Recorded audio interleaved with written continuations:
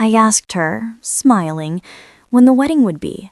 My daughter-in-law set down her cup, looked straight at me, and said, "We got married yesterday." The room went silent. I remembered the sound of the spoon striking the saucer. My hands turned cold. My son sat there, avoiding my eyes, and I knew something had shifted between us. My name is Eunice. I'm 72, a widow, a mother. For most of my life, I believed in love, in family, and the unbreakable bond between parent and child. That bond was tested the day I asked when the wedding would be, and was told it had already happened, without me. If my story touched you, if you've ever carried the sting of being left out or misunderstood, I invite you to share your thoughts in the comments below. Don't forget to like this video and subscribe for more stories of betrayal, resilience, and truth. The house was quiet that morning. I could hear the clock ticking in the hallway, steady and sharp, each sound reminding me of the stillness around me. The wooden floor creaked when I walked across it, even though I had taken that same path 1,000 times before. It was the house I had built a life in, the place where my son took his first steps, the place where I stood by the window and waited for my husband to come home each night. Now the house only echoed my steps in the rhythm of that clock. On the wall in the living room hung the family photos. I passed them every day, but on mornings like this, I found myself staring a little longer. There was David as a boy, sitting on the porch with scraped knees, holding his toy car as if it was treasure. Another of him in his high school uniform, standing proudly next to his father. That photo always caught my eyes, because my husband's hand rested firm on David's shoulder. A father's touch, strong, steady. Something David lost too soon. When my husband passed, David was just 19. Too young to lose a father, too old to still feel like a child. I watched him fold into himself for a while, trying to stay strong for me while I tried to stay strong for him. That time bonded us. The silence of grief had made us closer. It was just us now. I carried the role of both mother and father after that. I helped him through his years at university. I sat in the car outside when he had job interviews, waiting, praying he would come out smiling. When heartbreak came, I was the one who made tea, listened to his silence, and told him he would survive. He always did. I thought we were unbreakable. The first time David mentioned Emma, he didn't speak much, but there was something in his tone I hadn't heard before. Later, almost shy, he told me about her smile, about how she liked books, about how she listened when he talked about work. It was enough to make me curious. I met her one evening when David brought her over for dinner. She walked in carrying flowers. Her voice was soft, her words careful. She smiled when I thanked her, but the smile ended quickly, as if it didn't know how to stay. She sat at the table, polite, nodding at everything I said, but her eyes never quite rested on mine. They flickered, moving past me, around me, as though I wasn't meant to be fully seen. At the table, I asked her about her work. She answered, but always short, never too much. I asked about her family, and her words grew even shorter. She smiled at David more than anyone else in the room, as if her world existed only through him. I told myself it was nerves. Many people are shy when meeting parents. Maybe she wanted to impress me, but didn't know how. I reminded myself that I had once been the same, young, unsure, sitting across from my late husband's parents, praying I wouldn't say the wrong thing. So I brushed it aside. That night, after she left, I asked David what he thought of her. His face softened in a way I hadn't seen in a long time. He said he liked her. He said she made him feel calm. He didn't say much more, but I could see it was enough for him. And so I told myself I understood. When she came over the second time, I tried harder. I asked her about her favorite books. I mentioned a few titles I had seen in the shop, hoping to spark something. She nodded, gave a short answer, and then glanced at David again. Always back to him. Always through him. I cooked meals I thought she might enjoy. I asked David in advance what she liked, and I made sure it was ready when they arrived. She ate quietly, thanked me politely, but the air between us stayed cool. Not hostile, not cold, just distant. In the weeks that followed, I saw more of her. Sometimes she came with David. Sometimes he spoke of her when she wasn't there. I noticed how quickly her presence became part of his routine, how he seemed to lean into her, as if she carried answers to questions he hadn't asked me. I wanted to believe this was what mothers do, step back when someone new enters their child's life. I told myself I would learn to accept the distance, but late at night, when the house was quiet, I couldn't shake the feeling that something didn't sit right. Her politeness felt practiced, her smiles brief, and every time she looked at me, it was like she was searching for something behind my face, as though I was a test she had to pass. One evening, David brought her to help with the garden. The three of us stood among the roses. I asked her if she liked gardening. She said she did. I handed her the clippers, and she trimmed a few stems, her movements careful. But when I asked her about the flower she liked best, her answer was vague. She didn't name a single one. It was small, but it stayed with me. She gave answers without giving herself. David didn't notice. He only looked at her like she had already passed every test. And maybe for him, she had. That night, as I washed the dishes, I told myself again, I understood, or at least I thought I did. But understanding is a fragile thing. Sometimes it is nothing more than the words we repeat to quiet the doubts we don't want to face. The seasons passed. Emma became part of the rhythm of our lives. I would find her shoes by the door when I came home from the market. I would hear her laughter in the kitchen when she and David cooked together. I would see her coat on the chair, as if the house was no longer mine alone. There were moments when I tried to bridge the space between us. I offered her recipes from my old cookbook. I invited her to help me bake.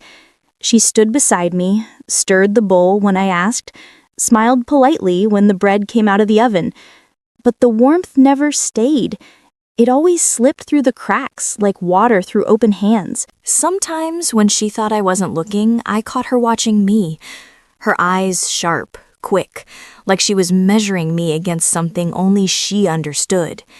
And when I turned to meet her gaze, she looked away. Still, I told myself not to overthink. Maybe I was being protective.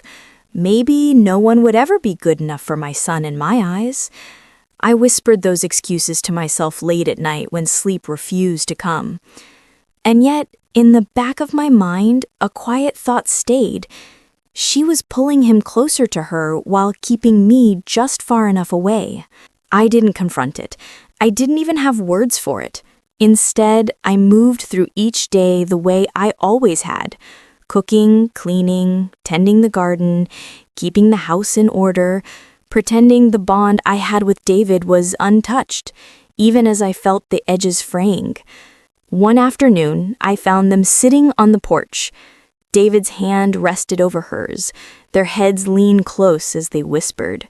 They looked up when they noticed me, and for a moment, the air changed. Emma's smile appeared quickly, almost too quickly, as if it was placed there only for show. David smiled too, but his eyes didn't quite meet mine the way they used to. I carried that image with me into the night. The porch, the two of them leaning into each other, the quick smile she wore when I appeared. It stayed with me because it showed me something simple. My son was building a world, and I wasn't sure if I was meant to be part of it. In the quiet hours when the house fell into its steady rhythm of ticking clocks and creaking floors, I asked myself how much space I was meant to give, how much distance a mother was supposed to accept. I didn't have an answer, only silence. And in that silence, I kept repeating, I understood. Or at least, I thought I did. It was an ordinary afternoon. the kind you expect to cast without memory. The sun was soft through the curtains and the kettle whistled in the kitchen. I set the table for tea the way I always did. Cups, sugar bowl, a plate of biscuits. The small rituals mattered to me. They kept life steady. David and Emma were coming by. It had been a few weeks since we last sat together, and I had been waiting for news, waiting for the moment when they would finally say the words every parent expects. We're engaged. I had imagined it so many times. How David might tell me, maybe with a smile he couldn't hide. How Emma might show me a ring, her hand shaking just a little. How I would reach across the table, hold them both, and say how proud I was. I had even pictured the wedding itself. White flowers, the sound of music, my son waiting at the altar. A mother's dream. They arrived together, as always. Emma carried herself with the same calm, almost rehearsed grace. David looked tired, though he tried to hide it. I poured the tea, careful not to spill, and for a while we spoke about small things. Work, the weather, the garden outside, all the safe topics that fill silence. Then I asked the question that had been resting on my tongue for months. I asked when the wedding was planned. It was meant as a gentle question, a way of opening the door. I was ready to help them plan. I was ready to pay for it, to host it, to celebrate it. It was the moment I had been waiting for. Emma's hands rested on the cup. She didn't look surprised. She didn't smile. Her voice was calm, detached. She said, "We got married yesterday." The words were plain, spoken without pause, without warmth, just a statement. The spoon slipped from my hand and struck the saucer. The sound rang louder than it should have, sharp in the quiet room. I froze. For a second, I thought I had heard her wrong, but when I looked at her face, there was no mistake. Her expression was steady, almost satisfied. I turned to David, my son, the boy I had raised through every struggle, every heartbreak. He didn't meet my eyes. His gaze was fixed on his cup, as though he could hide in the steam. I waited for him to speak, to explain, to tell me it wasn't what it sounded like. But he said nothing. Silence filled the room, heavier than any words. I tried to breathe, but it felt as if the air had been pulled away. I searched Emma's face again, and for the briefest moment I saw it. A smirk, faint but real. Not wide, not careless, just enough to let me know she knew what she had done.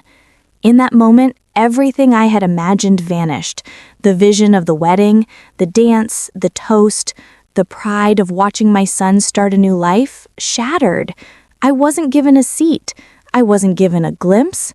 I was erased. I don't remember how the conversation ended. I don't remember what words followed. All I remember is standing, collecting the cups, and placing them in the sink with hands that shook. When they left, the house was quiet again, too quiet. I walked from room to room, trying to make sense of what had just happened. My son was married, and I hadn't even known. That evening, I walked home from the store with a bag of groceries, but I barely noticed the weight in my hands. The streets felt strange, as if every passerby knew something I didn't. I replayed the moment in my mind again and again. Emma's calm voice, David's silence, the sound of the spoon on the saucer. I thought about the years I had given him, the sacrifices, the love, the late nights waiting for him to come home safe. All of it, and yet I was left out of the single most important day of his life. It wasn't just about the wedding, it was about trust, about a bond I thought could never be broken. As I sat by the window that night, staring into the dark street, I asked myself what it meant.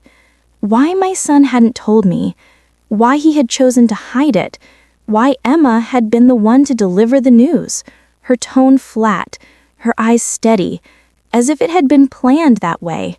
I thought of her smirk again, small, quick, but clear, and I understood. Not everything, not yet, but enough to know the truth. This wasn't carelessness. This wasn't forgetfulness. This was choice. Deliberate. Decided. They had taken the moment away from me, and there was no way to bring it back. That night, the house felt colder than it ever had. The ticking of the clock was louder. The photos on the wall seemed to look back at me, each one a reminder of the years that led to this silence. My son was married, and I hadn't even been there. I lay in bed, staring at the ceiling, listening to the stillness of the night. The words repeated in my mind like a whisper I couldn't escape. We got married yesterday, and with each repetition, the distance between us grew wider. I told myself I understood, or at least I tried to, but the truth was harder, sharper. I wasn't sure I understood anything anymore. The weeks after the wedding reveal moved like a blur. I went through the motions, shopping, cooking, tending the garden, but beneath it all, there was a weight I carried. I thought the hardest part was being left out of the ceremony, but I soon learned that the real betrayal was still unfolding. It started with whispers, small at first. A neighbor stopping me outside the store, tilting her head, asking if everything was all right between David and me. A cousin calling late in the evening, her voice low, asking if I had come around yet. I didn't understand what they meant. Come around to what? It wasn't until the third or fourth time that the truth slipped out. Someone mentioned they had heard I didn't approve of Emma, that I had caused trouble, that I had been difficult. The words hit me like stones. I asked where they had heard it. They shifted in place, avoiding my eyes, saying, "Well, that's just what people are saying." The more I asked, the more I heard. Emma had told people that I didn't like her, that I had never accepted her, that I thought she wasn't good enough for my son. She had painted me as controlling, overbearing, toxic. She said I tried to sabotage their relationship. None of it was true. I thought back to every dinner, every quiet conversation, every polite smile I had offered her. I had tried. I had opened my home, my table, my time. And yet to others, I had been made into a villain. The betrayal cut deeper when I saw it in David's eyes. When he visited, he no longer carried the same ease. His eyes lingered on me, guarded, as if he was studying my words for hidden meaning. When I asked about his work, he answered shortly, suspicion tucked in his voice. When I suggested we have a family dinner, he hesitated before saying he would check with Emma. I knew then what had happened. Emma had been whispering, slowly, quietly, planting seeds of doubt in his mind, words that at first seemed harmless, but when repeated enough, became truths. I remembered the small looks, the way she leaned into him during conversations, whispering something I couldn't hear, the way he nodded, his face changing ever so slightly as her words sank in. At the time, I thought little of it. Couples share whispers. But now, looking back, I could see the pattern. She hadn't just wanted me distant. She wanted me erased. Flashbacks filled my mind. The evening I served them dinner, and Emma whispered something to David just as I set the plates down. He smiled at her, then looked at me with faint discomfort. I didn't know why at the time. Now, I wondered what she had told him. Another day, we were in the garden. I offered Emma a basket of vegetables to take home. She leaned close to David, whispered again, and he shook his head quickly, refusing the basket. The moment seemed small then, but looking back, it was a thread in a larger design. Each whisper was a seed. Each seed grew into a wall between us. I began to notice how stories about me spread faster than I could stop them. Relatives called, asking why I had spoken poorly of Emma. Friends hinted that I should try harder to accept her, as though I had failed some invisible test. I tried to explain, but the more I defended myself, the more it sounded like guilt. The hardest part was knowing David believed her. I saw it in the distance of his eyes, in the way he no longer told me everything, in the way he shielded her, even from questions that were harmless. One afternoon, he came by alone. For a moment, I thought things would be different. I made tea. We sat at the kitchen table. I asked about his work. He answered, but his words were short. Then he looked at me, and I saw it. The hesitation, the suspicion. He asked, "Did you ever say Emma wasn't right for me?" The question pierced me. I told him no, that I never said such words, that I had only ever wanted him happy. But he studied me, as if weighing my answer against something already planted in his mind. And I realized that no matter what I said, the seed was already rooted. That night, I sat by the window again, staring into the dark street. I thought of Emma's faint smirk the day she told me they were already married. I thought of her quiet eyes, always watching, always measuring, and I knew this wasn't neglect. It wasn't forgetfulness. It was deliberate. Emma didn't just want my distance. She wanted me gone. The whispers weren't accidents. They were pieces of a plan. And my son, the boy I had raised, the boy I had carried through loss and pain, was the one now holding the walls she had built between us. I tried to sleep that night, but my mind replayed every moment, every whisper, every look, every seed of doubt. And the truth grew louder with each passing hour. I was no longer just excluded. I was being erased. Anger arrived like a flare. It burned bright and fast. I felt it, then I put it aside. I would not let anger make me foolish. I had learned that emotion can break plans. It can make you say things you will regret. It can make you lose what you want to save. So I did the thing that felt the least like acting. I waited. I watched. I listened. The house stayed the same on the surface. The same curtains, the same clock, the same photos. People did not notice the change inside me. Inside, I was building something small and steady. I kept doing the ordinary work. I kept watering the plants. I set the table. I swept the floor. Those acts kept my hands busy while my eyes watched. At first, my notes fit on one page. A date, a phrase, a short line. A small moment I thought important. Over time, the pages filled. I bought a notebook and called it Records. I put the date at the top of each entry. I wrote what I saw. I wrote what I heard. I wrote what I found. There were small things that did not make sense until seen together. A lunch canceled at the last minute because David had to work. A friend who stopped visiting because she did not want to cause trouble. A credit card bill that showed purchases I did not recognize. When I saw the bill, I read every line. The sums were small at first, then larger. A new coat here, a weekend away there. It added up to months of money that should have been for other things. I learned how to listen without being seen. I learned to keep my face plain. When David and Emma talked in the kitchen, I made a cup of tea and sat where I could hear. I pretended to be busy. I pretended not to watch. Sometimes they raised their voices. Other times they spoke in a quiet tone. The quiet ones were more dangerous. Quiet words can shape a life without making a sound. One afternoon, I heard Emma on the phone. I had come home with the groceries. I put the bags down and pretended to sweep near the door. She spoke softly. Her voice had a rhythm I knew now. She used phrases that later came back to me in different rooms. She said words that pushed people away from me. She told someone she did not like the way I look at things. She told another person that I wanted to control everything. She said it as if it were simple fact. I kept notes.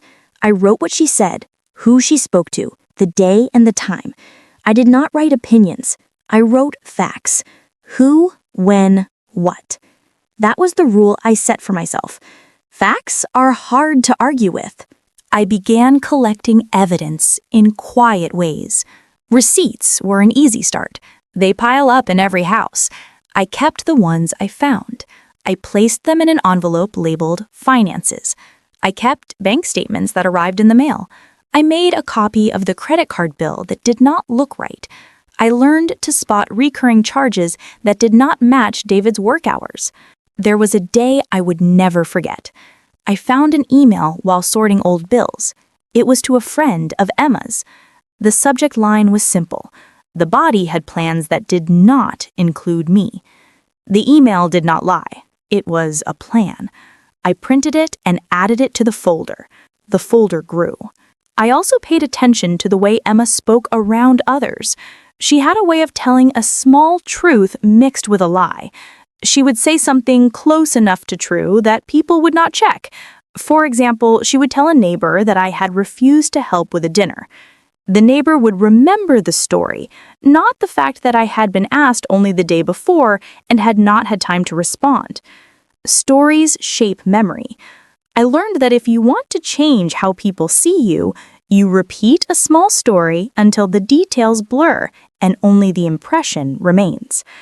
So I documented those small stories. I asked the neighbor later what she had heard. I recorded the answer in my notebook. I did not argue, I only asked questions. Questions make people think. They make people try to remember details. When you ask calmly, you force others to slow down. When they slow down, their memory becomes less sure. At first, David brushed me off when I asked. He said he trusted Emma. He said she was good for him. He said those things with the softness of someone who does not want conflict. I did not push. I simply kept my records. I kept the bills. I kept the notes. I kept my calm. There were moments when I tested what I had. I would mention a small fact I had written down, not to accuse, only to watch reactions. For instance, I asked if David remembered the weekend in June when a week of overtime left his account short. He paused and said yes. I asked if he knew where the extra money had gone. He furrowed his brow and admitted he had not checked. He said he assumed Emma had paid for it. The pause before he said that told me how little he had noticed. I began to see a pattern. Emma controlled the small things first. She took charge of bills and then of people's minds. She made decisions that reduced David's contact with others. A friend who called less, a cousin who stopped visiting, an old workmate who no longer dropped by. Time isolates you slowly until you do not know how to call for help. Isolation was her tool. Money was another. I found bank transfers from David's account that went to places I did not recognize. I printed those pages and compared the dates with days I had seen Emma plan trips. The overlap was memory in evidence. I also recorded the tone of conversations. Tone matters. A soft word can be sharp. A joke can wound. When Emma spoke to David, she used a tone that made him small. I once heard her laugh when he asked if we could have a family dinner for his birthday. She said it was old-fashioned and called me by a nickname that felt like an edge. He did not answer. He had started to take her tone. As I gathered papers, I also gathered voices. I wrote down the names of people who had been told things about me. A neighbor, a teacher at the local school, a person from the church. I reached out to one by one, slowly, without announcing my intent. I asked neutral questions. How did they hear the story? When did they hear it? Who told them? Most people do not want to be in the middle of a fight. Many gave small answers and then stopped. A few were honest. One neighbor said she had only spoken to Emma while they both paused outside the mailboxes. Emma had said something quick about me not understanding the relationship, and the neighbor had nodded and believed it. Another said she felt awkward and stayed away. That answer hurt, but the record was useful. I made files. Paper files. No fancy boxes, just envelopes. One for finances, one for messages, one for witnesses. I labeled them and dated them. I kept them in a locked drawer. I carried them when I left the house. I did not tell anyone about them. I did not show them to David. They were mine to keep until the right moment. There was a point where patience felt like a test. Each day, I kept my face steady. I did not ask Emma why she did what she did. I did not call her out in public or in front of David. I spoke in neutral tones. I kept my house tidy, and I continued to cook when they came. That slowed the spread of suspicion that could have turned neighbors completely away. The strategy was simple: evidence and calm. Show less, gather more. Let others talk and write what they say. When anger wanted to burst out, I reminded myself of the folders in the drawer. Each paper was a promise that I would not be lied into silence. There was a day when I found a message on David's phone by accident. I had been fixing his coat. It is a small thing to do when your child gives you a piece of clothing to mend.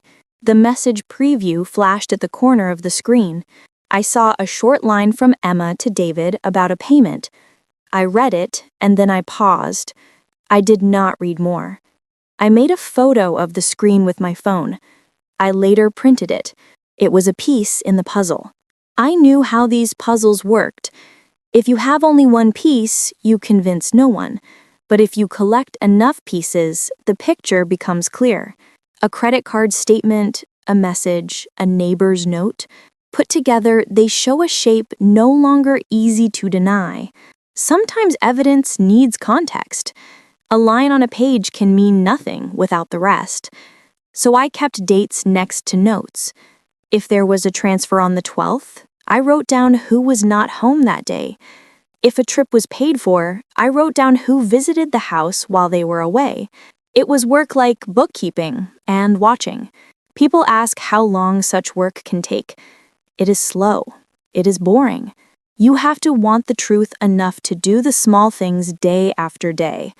I wanted truth. I also learned to move without making the others feel watched. When Emma and David spoke in the garden, I would be in the garage cleaning pots. My presence needed to be natural. When I recorded a conversation, I did it after the fact in my notebook from memory. I did not record voices on my phone. That felt like something harsher than I needed. My notes were human. They were written with my hand. That gave them shape and honesty. There were nights of doubt. There were nights I thought maybe I had misread everything. Perhaps she was shy. Perhaps David wanted to keep things private. I wrote those doubts down too. My notebook had pages of mixed thoughts. Not everything was evidence.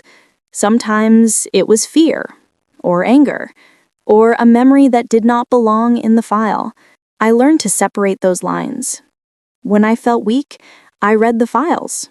The truth on paper steadied me. Facts do not shout. Facts sit and wait. They give you time to breathe and plan. As months passed, the layers of Emma's behavior became clearer. It was not only about me. She changed how the world saw David. She suggested that old friends were too busy for him, and then said it with a tone that made them seem unimportant. She suggested that I did not accept her. She suggested small lies that made her appear the victim when questions were asked. People took the small lies and turned them into truths. That is how reputations change. I still did not confront her. Confrontation can be a trap. It can make a person close ranks and say more things to cover the first lie. I waited for openings. I watched for the moment when one of her lies would conflict with another. That moment came on a Thursday. I had been watching payments. On the statement, I found a transfer labeled for a rental. On a calendar I had dated 2 weeks earlier, Emma had told David she would host a dinner. The calendar said one thing, the payment said another. I printed both pages and put them side by side. The contradiction was small, but real. I then brought lunch to an old friend of David's. She lived a few streets away and had not visited in months. I asked about the weekend when Emma had said she needed help. The friend paused and then mentioned a short trip Emma had taken with David. She said it from memory. She did not know I had the payment on paper. I let her speak, and then I noted the date. It lined up. I left that day with 2 facts that fit together. I added them to the folder. I sat at my kitchen table and looked at the stack of papers, receipts, printed messages, and notes. It was not a great pile yet, but it was more than a feeling. It was growing into something that could be shown to a clear mind. I remember the small thought that rose then. If she wanted me erased, then I would let her erase herself. I did not mean harm. I meant this. Her actions would make the story plain. Lies do not hold forever when they rest on the truth like a thin sheet. The wind of facts will lift them. I kept living my life. I went to the market. I tended the roses. I kept a polite face when neighbors asked how I was. I did not tell them what I was collecting. I did not ask them to take sides. I only asked questions when it helped my file grow. And while I gathered, I learned something else. Patience changes you. It makes your anger quieter. It makes your plans simpler. It teaches you to care more for steady things like the garden and the table and the pots on the shelf. Those things kept me human. By the time I felt ready to show David what I had, the folders had a shape. They had receipts, statements, a few printed messages, and pages of notes from neighbors. They had dates that matched. They had small contradictions that did not look like coincidences. They were not dramatic. They were honest. I knew then that truth does not need noise. It needs the right pieces in the right order. It needs someone calm enough to place them on the table. It needs someone who can wait without losing themselves. That was the strategy. Quiet, calm, evidence. Let the truth do the work. When others were loud, I stayed soft. When they tried to shout me out, I wrote instead. When they pulled away from me, I drew the facts closer. Each day I added to the folders, and each day my face stayed steady. This was not revenge in the wild way some might imagine. It was simple work. It was the slow return of balance. I did not want to break people. I only wanted a place at the table again, and a son who could see clearly. I kept the drawer locked. I kept my hand on the morning papers. I kept my breathing even. I had a plan that did not need an alarm. It only needed time. And I had time. When the day came to use what I had collected, I would not shout. I would not call names. I would set the folders on the table and speak plainly. That, I knew, would be enough to start the next step. For now, I waited, and I watched, and I wrote. The unraveling began quietly, the kind of quiet that arrives before a storm when you notice the stillness in the air and the birds stop singing. At first, it was only hints, little things that didn't make sense, a canceled trip, a bill paid that shouldn't have been, a story that didn't add up. I had been careful. I had watched, recorded, waited. But even I hadn't expected it to come together so quickly, to reveal itself so completely. David came to me one afternoon. He was pale, his hands trembling slightly as he held a coffee cup. He looked smaller than usual, his shoulders slumped. I knew before he said a word that something had broken inside him. I waited. I did not ask. I let him speak. I let him cry. The words came in fits and starts, some of them whispered, some of them choked back. He told me about the money, how the savings he and Emma had set aside for a down payment were gone, how the accounts they relied on had been drained, small amounts first, then larger ones, redirected to ventures I had never heard of. Ventures that existed only in Emma's explanations, each one more vague than the last. He told me how he had questioned it, how he had asked Emma and she had smiled, deflected, changed the topic, lied with ease. He spoke about the job she claimed to have, one that existed only on paper, a story she told to cover days she wasn't home, trips she took without telling anyone. I listened. I did not interrupt. I did not give advice. I did not try to comfort him with words that might not matter. I let him speak, let him feel the weight he had been carrying alone. And then, when the silence came, I showed him. I pulled the folders from the drawer where they had grown like small trees, each page a branch, each note a leaf.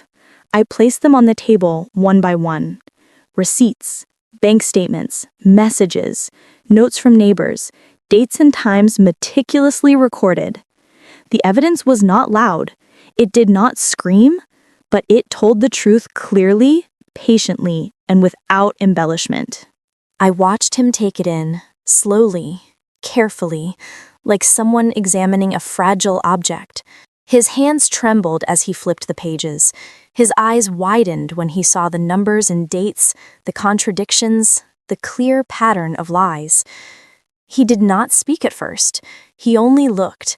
Then, finally, he spoke in a voice that had been absent for weeks, a voice that had been quieted by deception. I don't know what to say," he murmured. I said nothing. I did not need to. The papers spoke louder than any words could. He turned to me and, for the first time in months, I saw recognition in his eyes. Recognition of what had been done. Recognition of what had been hidden. Recognition of who had been manipulating him. His face broke, not into anger, not into rage, into something softer, more human. Shock, pain, and a dawning clarity.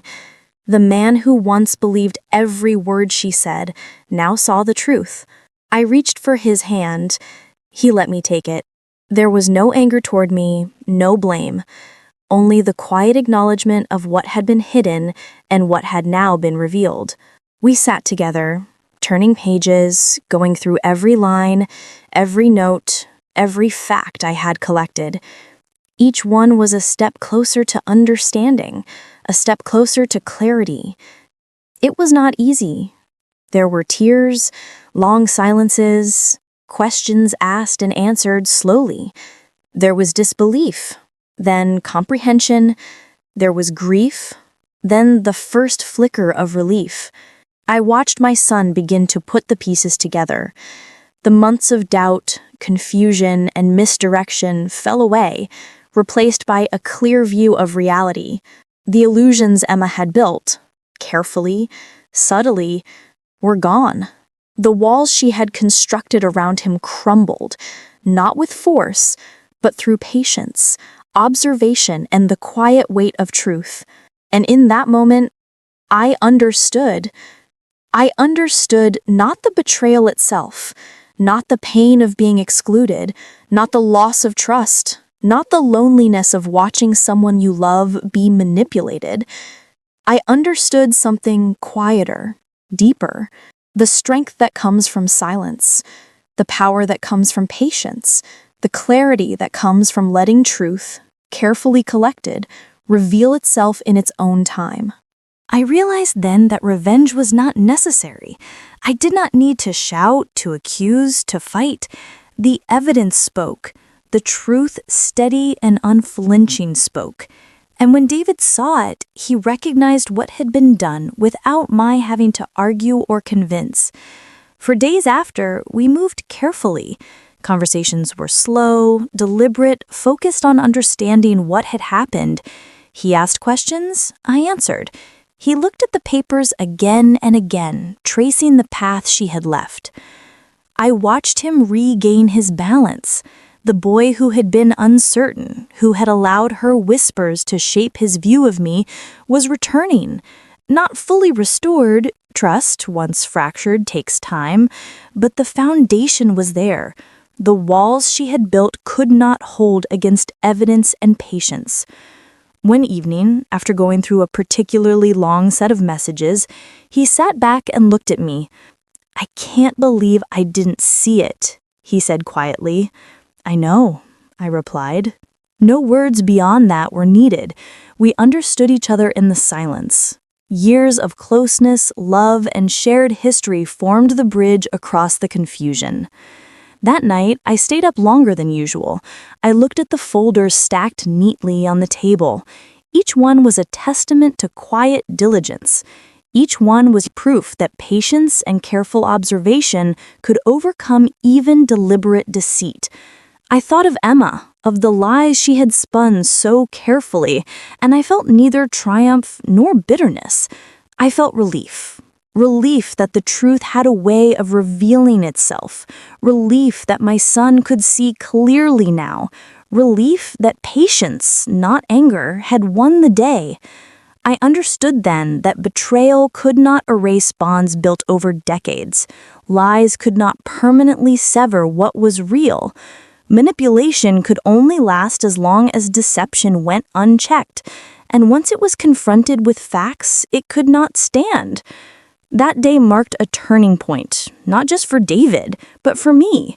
I had been tested, and I had waited. I had collected, observed, and documented. I had held my own silence as a shield, and in doing so, had preserved the strength needed to reveal the truth without losing myself. I closed the folders slowly, one by one, and placed them back in the drawer. I did not need to shout, to accuse, to confront. The evidence would speak when needed. For now, it was enough that my son saw clearly. And in that moment, as I sat in the quiet house, I understood fully, not the betrayal, not the loss, but the quiet power of patience, observation, and letting truth take its course. The day she fell apart was quiet at first. The house hummed with normal life, David working in the kitchen, me in the living room, the clock ticking steadily. I could feel the tension under the surface, though, like a thin layer of ice covering still water. Something was about to break. It began with small questions. David, holding the folders, looked at her. His voice was steady, though his hands shook slightly. He asked about the payments, the trips, the lies he had discovered. The calm voice of reason I had known returned. He spoke with clarity, without anger, without accusation. He only asked for answers. Emma's first response was a laugh, light, forced, sharp. She tried to dismiss the evidence, to minimize it. She waved a hand, said it was misunderstanding, said the numbers didn't matter. She smiled at him, trying to charm him back into confusion. But it didn't work. Not this time. The charm slipped quickly into frustration. She leaned forward, her voice rising.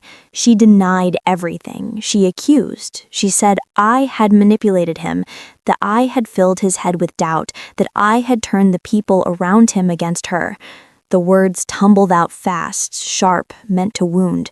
She tried to twist reality, tried to redirect guilt. David listened. His face, pale and tired, held the weight of months of confusion.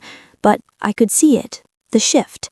The trust she had built in him cracked under the weight of facts. Her stories did not match the papers in his hands. The numbers did not lie. The dates did not bend. The receipts and statements spoke clearly, steadily. She screamed then, a high, sharp sound that reverberated in the quiet house. Threats followed, words meant to frighten, but they landed softly, powerless. Her power had been built on deception. Deception cannot stand in the light of evidence. She tried one last time. She leaned toward him, eyes wide, trying to make him doubt what he knew. She spoke of love, of loyalty, of the bond they shared.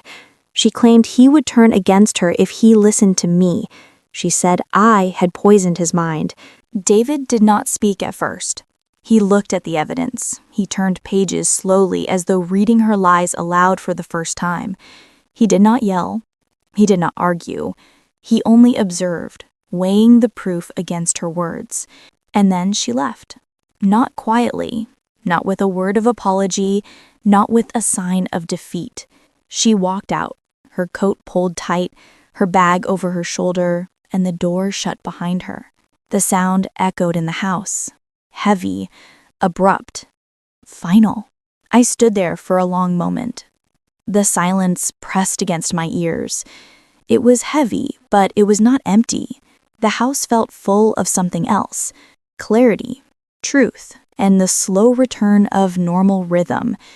David remained in the kitchen, holding the last folder. His shoulders, once tense, began to relax. He sat down at the table, hands folded, eyes no longer clouded with doubt. He looked at me, and I could see recognition there, not just of what had been hidden, but of what remained unbroken. The bond between us had been tested, strained almost beyond repair, but it was not gone. The trust that had frayed in her presence began to mend in her absence. It would take time, but the first steps had been taken. We did not speak immediately. Words were unnecessary. We sat together, each of us quiet, the folders still spread before us. The sunlight fell across the table, warm and steady. For the first time in months, I felt the weight of tension lift, replaced by something slower, calmer, more enduring. That day, I realized that betrayal, however deep, does not have to destroy what is real.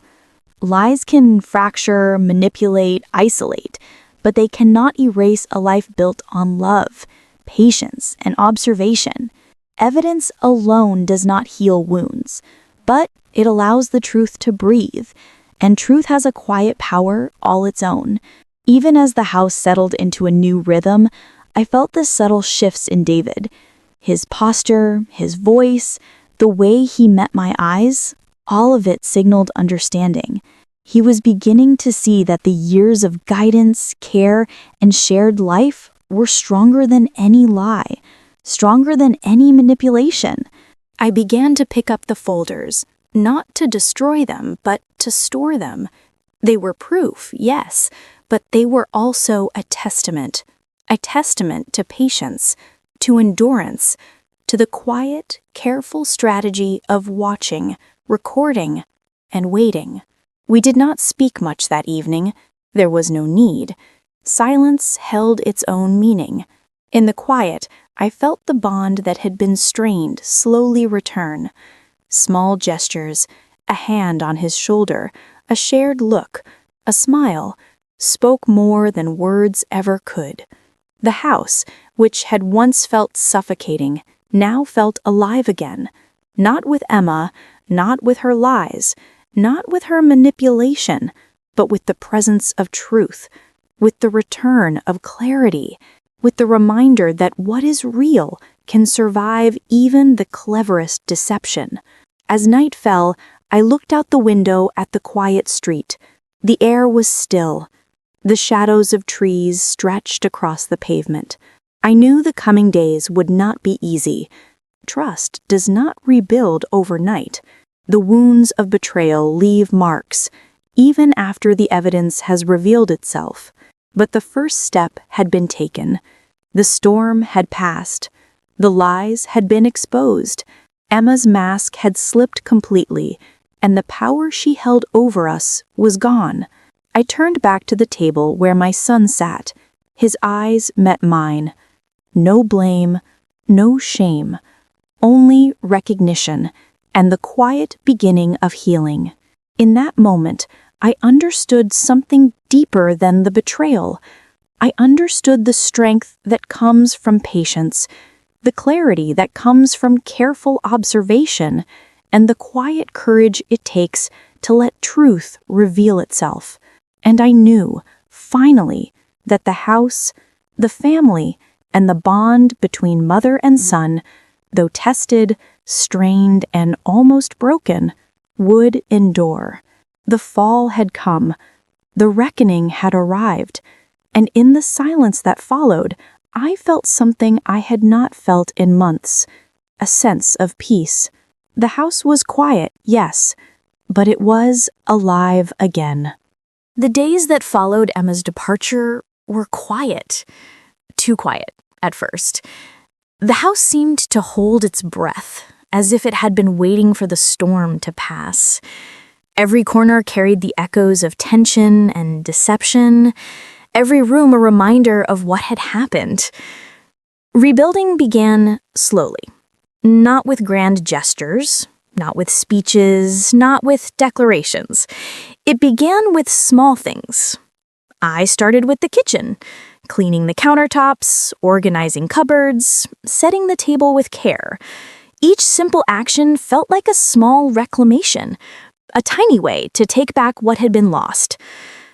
David moved cautiously, as though stepping onto a frozen lake. He did not rush. He did not expect forgiveness or answers to come quickly. He offered small smiles, quiet gestures of acknowledgement, and the occasional question about the house, the garden, or the meals I prepared. Each one of these was a thread, and slowly, we began weaving them into something stronger. I focused on listening without judgment, without blame, without reliving the past in endless arguments. I listened to the weight in his voice, the hesitations, the doubts that remained. I listened to his reflections, his own moments of guilt for having trusted lies. I listened, and in listening, I gave him space to rebuild trust at his own pace. We returned to rituals that had been part of our life before Emma. Morning coffee together, shared walks in the neighborhood, tending the garden. At first, it was mechanical, steps repeated without thought, but repetition became comfort. Small acts of care offered without expectation began to knit the day back together. The garden, in particular, became a symbol. It had been neglected while tension filled the house.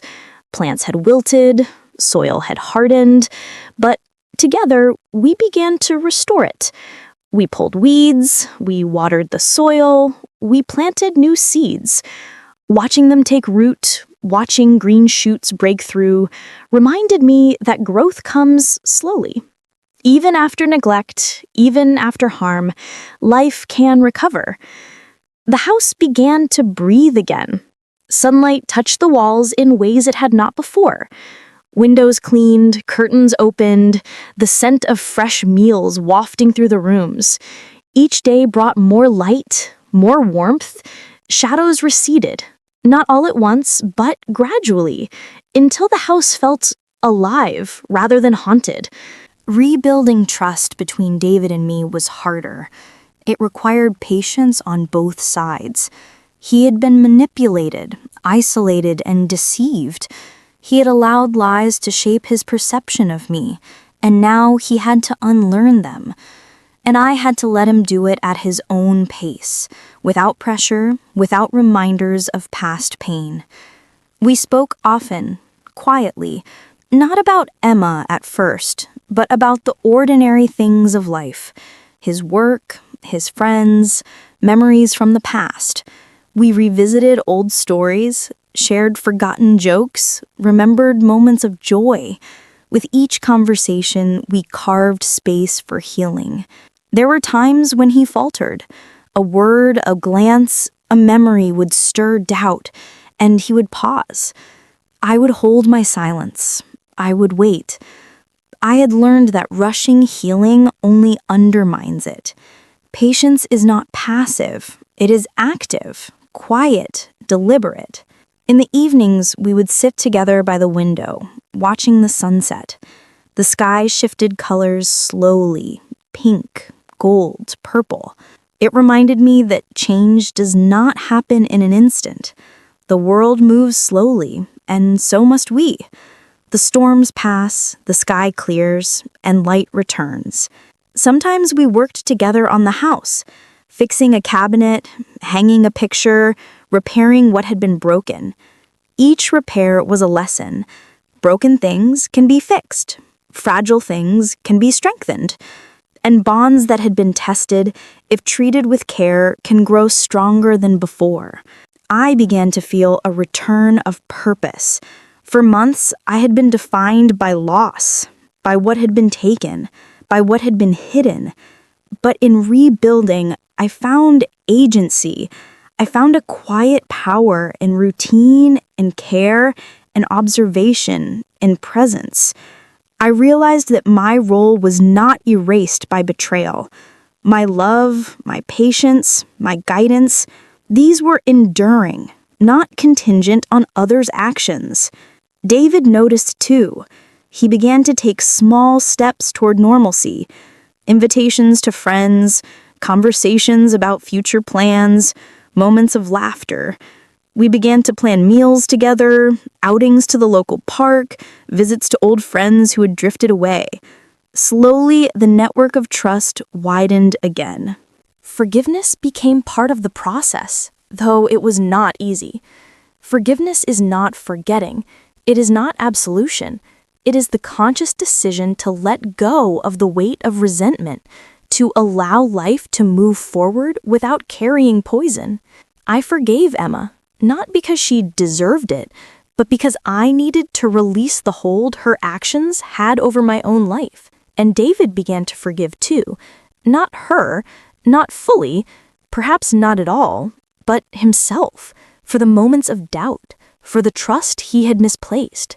That was the more difficult part, but it happened, slowly, quietly, in the spaces where truth had already taken root. We reclaimed holidays, family gatherings, shared meals. The first family dinner after Emma's departure felt strange. Empty chairs reminded us of absence, but they also reminded us of survival. We toasted quietly, not with fanfare, but with acknowledgement, with understanding, with the slow recognition that we were still here, still together. I spent hours in reflection. I walked through the rooms of the house, touched the walls, looked at the photos of David as a child. Memories of laughter, tears, and ordinary days reminded me that love is resilient. Betrayal can shake it, test it, wound it, but it cannot erase it completely. Evenings became times of quiet meditation.